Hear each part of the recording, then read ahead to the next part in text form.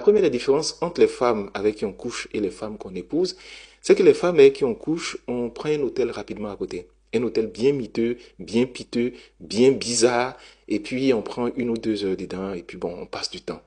Mais avant ça, on lui donne à manger. Elle est bien rassasiée, et puis après, quand on finit de coucher avec elle, on lui donne quelques billets de banque, ou souvent on lui donne absolument rien, et puis elle s'en va. Mais la prochaine fois qu'on l'appelle, elle court encore et puis elle vient. Parce que ce qui l'intéresse, c'est de manger et d'avoir des billets de banque avant de rentrer chez elle à la maison. Par contre, la femme qu'on épouse, on est prêt à réserver un dîner aux chandelles, on est prêt à acheter des bagues qui sont chères et on est surtout prêt à acheter un château afin de vivre avec elle pour bâtir un avenir qui est plus sérieux et qui est plus organisé. Voici la première différence. La seconde différence, c'est que les femmes avec qui on couche, le potentiel qu'elles ont se résume dans leur physique. Oui, ce qu'elles ont à proposer comme monnaie d'échange, c'est leur physique. Et toute leur concentration se fait sur le physique. Elles sont belles, elles sont apprêtées, elles ont des rondeurs. Leur confiance est basée sur le physique. Elles croient en leur physique.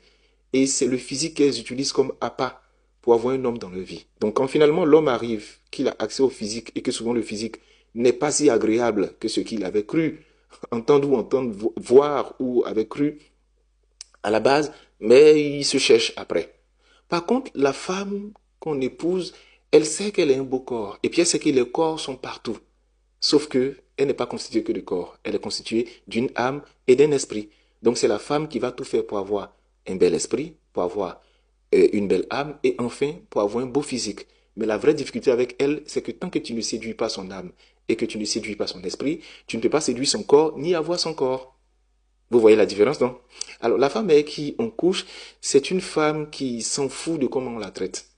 Non, c'est pas important. Comment tu lui as parlé, qu'est-ce que tu lui as dit, la place que tu lui as donnée, le respect que tu lui as donné, tout ça. C'est pas son problème. Elle, tant qu'elle peut être là, elle peut faire des images, elle peut faire des photos, elle peut espérer. Parce que pour elle, c'est un privilège d'être avec un homme. C'est-à-dire qu'elle elle est contente. Il faut pas beaucoup pour la séduire, pour lui faire plaisir. Si elle a mangé, elle est rassasiée, elle est à côté d'un homme, surtout quand l'homme, là, il a les moyens, même, oh là, elle a gagné totalement sa vie. Là, elle est heureuse. Par contre, la femme qu'on épouse, elle, elle va au-delà de ça. C'est-à-dire, elle, d'abord, elle se respecte, elle a une belle estime d'elle-même, mais c'est elle qui t'impose comme elle souhaite être traitée. Parce qu'elle sait que ce qu'elle peut t'apporter dans ta vie, les physiques qu'on voit partout ne peuvent pas t'apporter. Sa présence est une bénédiction. Mais au-delà de sa présence, elle a un esprit qui est élevé, qui contribue à ce que tu puisses te réaliser dans la vie. Donc elle connaît sa valeur. Les points de différenciation, en général, se résument à 3 points. Le premier point, c'est l'estime qu'elle a d'elle-même. Le deuxième point, c'est comment est-ce qu'elle